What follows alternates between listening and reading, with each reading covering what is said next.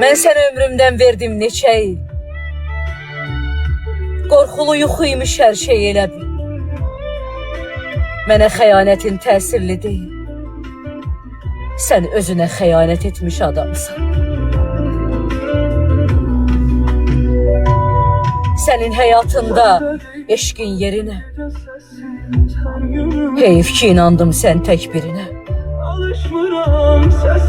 Mənim dərdlərimi bölmək yerinə.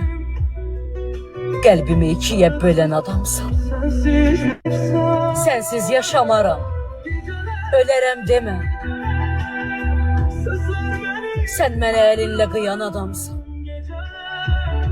Pis gündə yanında olaram demə. Sən məni pis günə qoyan adamsan.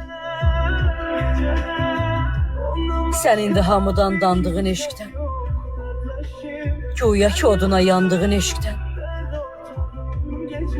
əbədi ömürlük sandığın eşqdən, uzağı bir ilə doyan adamsan. Qışın soyuğunda üşüdüb məni, yazında fərqinə varan adamsan. Bu soyuq hələ çox üşüdər səni.